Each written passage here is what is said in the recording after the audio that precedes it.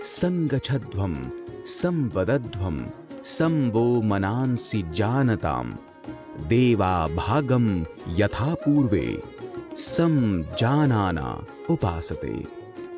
अर्थात साथ मिलकर चले, साथ मिलकर बोले, हम सभी एक मत होकर विचार करें, हमारी समिति समान हो। लोकतंत्र के उज्जवल विचारधारा को बताने वाला यह संगठन सूक्त विश्व के सबसे पुराने ग्रंथ ऋग्वेद में उल्लिखित है।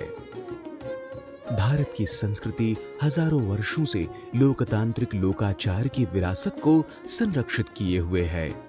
लोकतंत्र अंतर्निहित मूल्यों के साथ जनता से प्राप्त शक्ति का प्रतीक है।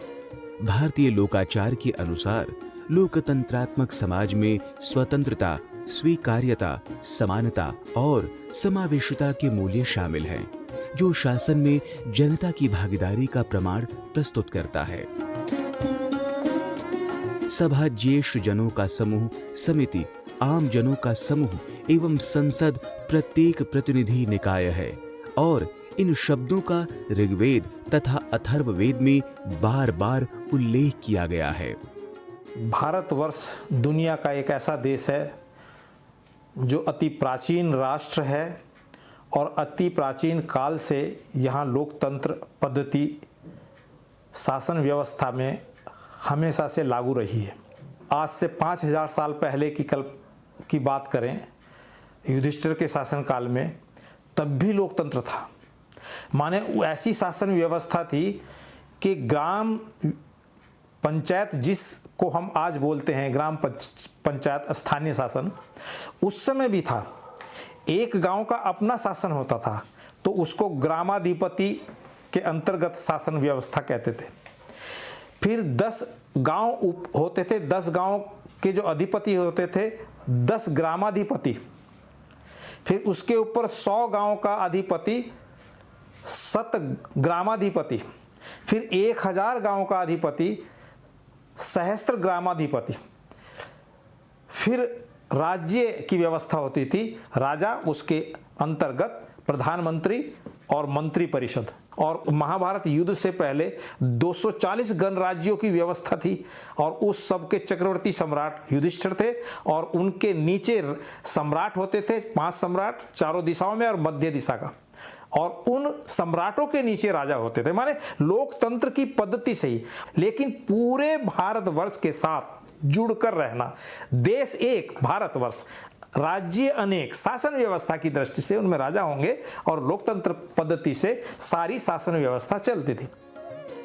स्वतंत्रता की ध्वनि सिंधु सरस्वती सभ्यता में परिलक्षित होती है। एक आत्मविश्वासी कन्या की कांस्य प्रतिमा उस समय की अत्यधिक विकसित संस्कृति को चित्रित करती है। रामायण में श्री राम को समाज के सभी वर्गों की सहमति से जनमानस के राजा के रूप में स्वीकार किया गया। महाभारत में शैया पर लेटे भीष्म पितामह अपने पौत्र युधिष्ठिर को परामर्श देते हैं कि अपनी प्रजा की समृद्धि तथा सुख को सुरक्षित करना ही राजा का धर्म है। सिकंदर के आक्रमण के बाद ऐसी शासन व्यवस्था स्थापित की चंद्रगुप्त मौर्य ने, जिसमें चाणक्य को प्रधानमंत्री और उसके मंत्री परिषद, ये सब जनप्रतिनिधियों के द्वारा चुनकर आए हुए लोग होते थे और जो शासन व्यवस्था को ठीक ढंग से चलाते थे। प्राचीन पद्धति लोकतंत्र की, माने जनता के लिए, हित के लिए जनता की सरकार, जनता के द्वारा चुनी हुई, जनता के द्वारा चुने हुए प्रतिनिधियों की, ये लोकतंत्र व्यवस्था थी। और महाभारत के अंतर तो भगवान कृष्ण ने स्वयं कहा है कि लोक कल्याण के लिए शासन व्यवस्था है।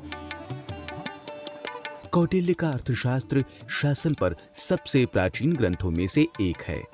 उसके अनुसार लोगों के सुख में शासक का सुख निहित है, लोगों के कल्याण में शासक का कल्याण निहित है।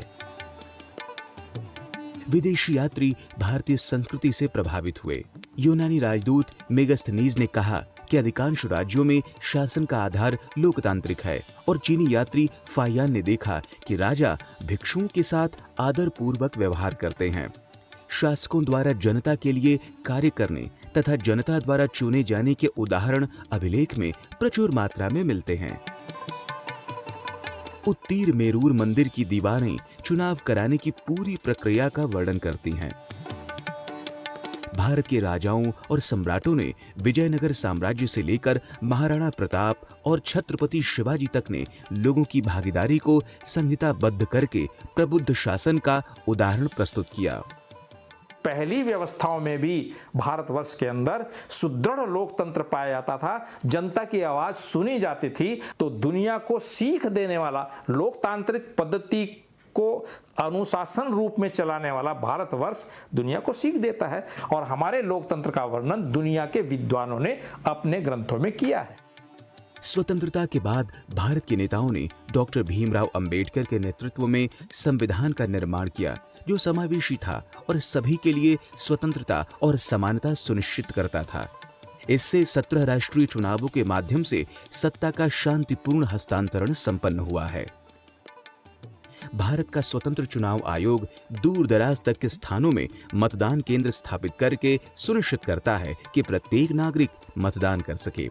इलेक्ट्रॉनिक वोटिंग मशीन एवं वोटर वेरीफाइड पेपर ऑडिट भारतीय आविष्कार हैं, जो पूरी तरह से डिजिटल हैं, साथ ही व्यक्तिगत मतदाता के स्तर पर सत्यापित हो सकते हैं।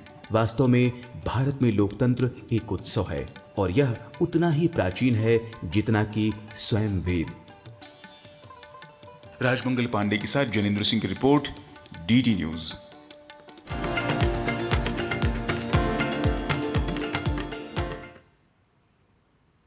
यहाँ पर लेते हैं एक अल्प विराम। आप